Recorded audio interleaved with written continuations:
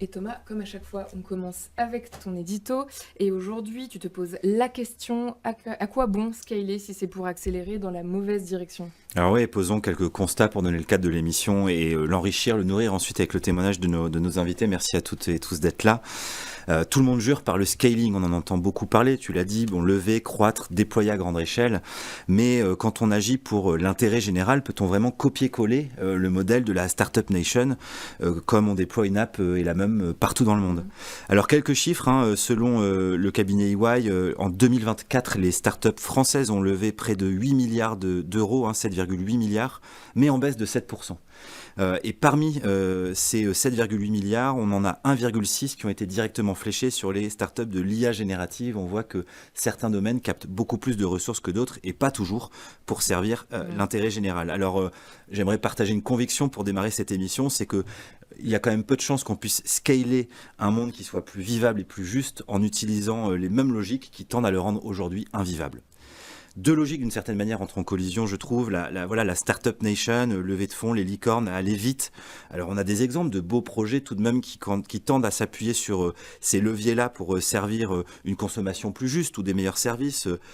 Conto, Back Market par exemple. On a la licorne française Mistral AI dans le domaine de l'intelligence artificielle. Voilà, des succès éclairs et calibrés pour le changement d'échelle. De l'autre, des projets avant tout à impact, qui veulent s'ancrer territorialement, qui veulent hybrider les modèles de revenus, qui veulent s'appuyer sur les écosystèmes pour développer leur activité.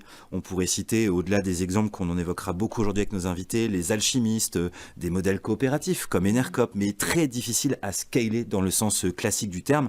Alors, scaler, why not? Mais tant en impact qu'en volume, tant en coût évité pour la société qu'en chiffre d'affaires, nos invités l'incarnent et je suis très heureux de les accueillir aujourd'hui pour en parler.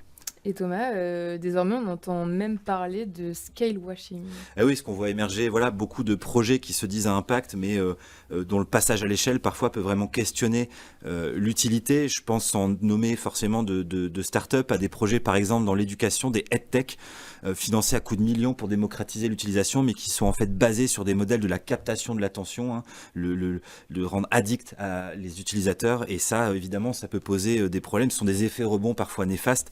À l'inverse, des projets très très utiles ne trouvent malheureusement pas les moyens de scaler. Je pense à Common, par exemple, qui veut démocratiser une consommation d'électronique responsable, mais dont aujourd'hui l'accès au financement est très difficile. Et alors, on continue de jargonner. Le slow scaling serait-il la solution? Et oui, pourrait-on s'appuyer sur ce bel oxymore, mais en réalité qui, à mon sens, ne veut pas dire grand-chose, parce que le bon tempo, celui de l'impact, c'est quand même celui du temps long, du temps qui permet de faire germer des projets avec ses parties prenantes.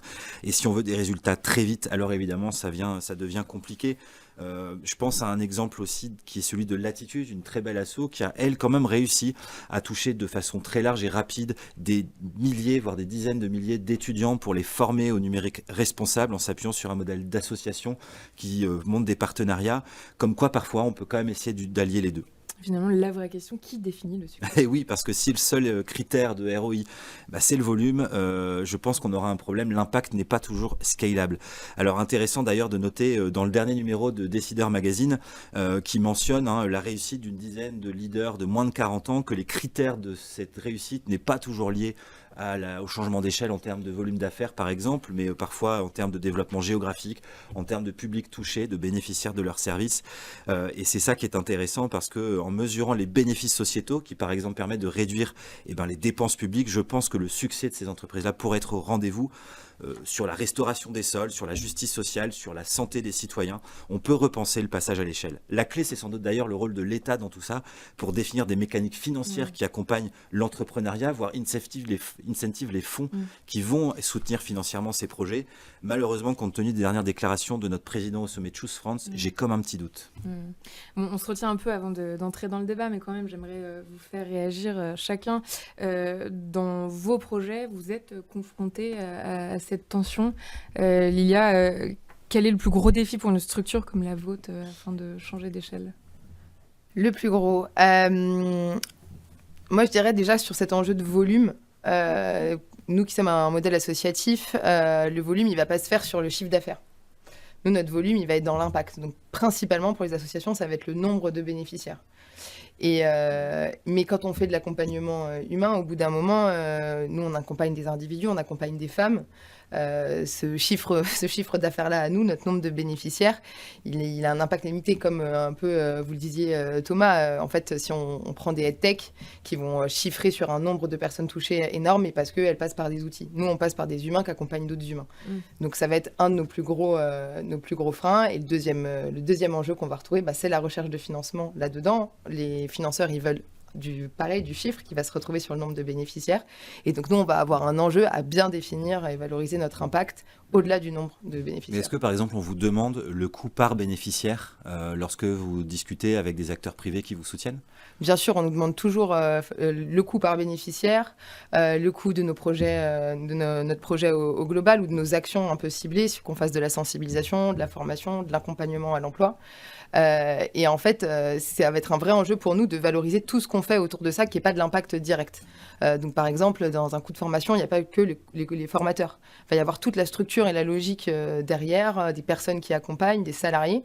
Et donc, nous, ça va être un de nos gros enjeux. On pourra en rediscuter peut-être un peu plus profondément, mais dans notre phase de scale, c'est que quand on scale, on se structure, on grandit, on a plus de personnes, on a besoin de plus d'outils, donc des coûts de fonctionnement qui sont plus importants. Et comment ça, en fait, on peut le valoriser dans notre impact direct auprès des financeurs. Baptiste, chez Pimpan, vous développez des produits de grande consommation. Est-ce que volume et engagement sont deux choses compatibles ? Il y a un sujet qu'on a mis du temps à comprendre chez Pimpan. Donc nous, l'objectif, c'est de supprimer le plastique à usage unique dans les maisons avec des produits rechargeables. Nous, notre spécialité, c'est de la poudre à reconstituer, donc sur des dentifrices, gel douche. Et ce qu'on a mis du temps à comprendre, c'est qu'on est arrivé très fortement avec des convictions écologiques dans le projet. Et la réalité, c'est que l'attente du consommateur, aujourd'hui, l'écologie, on va pas dire qu'il s'en fout complètement, mais qu'il va mettre ça en 5e, 6e, 7e dans ses critères d'achat, et que les premiers sujets, ça va être le prix, le rapport qualité-prix, le plaisir, la capacité à proposer aussi des produits qui sont efficaces. Et du coup, c'est sur ces arguments-là qu'on doit être meilleur. Et nous, la solution qu'on a trouvée, c'est de monter notre usine et d'arriver à aller chercher des économies d'échelle pour que nos produits, la poudre, arrivent de manière très compétitive sur des rapports qualité-prix, même sur des sujets de prix par rapport au liquide. Et là, on va réussir à convaincre, si on est meilleur sur tous les arguments, avec on va réussir à convaincre les gens à consommer moins de plastique.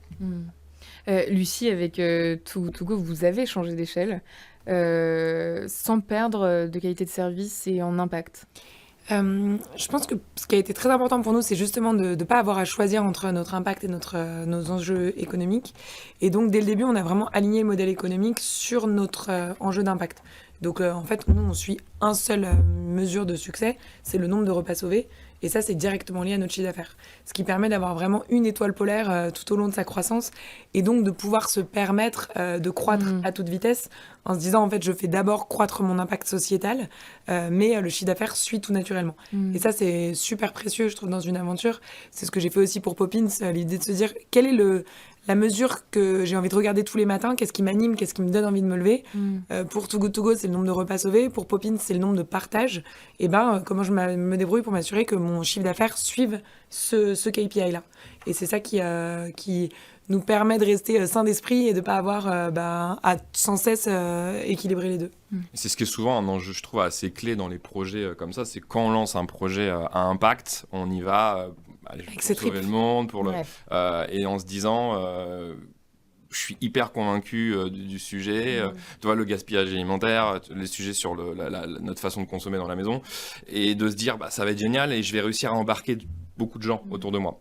Je pense qu'il y a une partie de la population qui va être très sensible au sujet écologique et qui peuvent les mettre dans les top critères d'achat, qui vont être prêts à payer plus cher, qui vont être prêts à faire des concessions sur l'efficacité qu'on peut avoir des produits, mais c'est pas le mass market, et je pense que c'est vraiment important quand on se lance dans un projet à impact de réfléchir à un alignement d'intérêts entre un modèle économique et un modèle écologique, ou un modèle social et un modèle économique. Je pense à la fois pour sa boîte et pour ses consommateurs. L'idée, c'est aussi que le consommateur, il est à la fois l'impact économique pour lui et en même temps qu'il soit très fier de faire ce qu'il fait parce qu'il a l'impression que c'est vertueux et que c'est cohérent avec le contexte sociétal actuel. Donc c'est pour ça que, effectivement, je vous rejoins complètement là-dessus. L'idée de se dire il faut et qu'on soit très bon sur les enjeux économiques et qu'en plus on fasse de l'écologique et du social, c'est ça qui permet de passer à l'échelle. Parce qu'en fait, les premiers consommateurs qui vont y croire autant que toi, tu les trouves assez rapidement. Après, si tu veux dépasser ce premier cercle de early adopters, puisqu'on a le droit de faire des anglicismes, là, effectivement, tu es obligé d'avoir les enjeux économiques en tête aussi. Et l'écologie est toujours un co-bénéfice, hein. C'est vrai d'ailleurs aussi en B2B, hein. Quand on répond à des appels d'offres, la RSE, ça vient à la fin, c'est 10 points grand maximum. Les 40% principaux de la note, c'est le prix. J'ai cité tout à l'heure Back Market. Aujourd'hui, on y va surtout parce que le téléphone coûtera 2 fois moins cher et qu'on considère que le service est suffisamment bon pour qu'il y ait une garantie de qualité. Le fait que ça évite des émissions de CO2 parce qu'on met moins de matériel neuf sur le marché, c'est un critère secondaire. Et c'est vrai dans tous les domaines. Donc la compétitivité aussi est fondamentale pour tout projet, aussi bien en impact que pour les autres. C'est là que c'est un super exemple, Back Market, parce que justement, ils sont arrivés hyper tôt et leur sujet, eux, c'est venez acheter un téléphone 2 fois moins cher. De base. C'est comme ça qu'ils ont réussi à scaler. Bon, justement, on n'entre pas dans la prochaine séquence, je vous arrête tout de suite. Oh là là, on est chaud. On passe au top et au flop.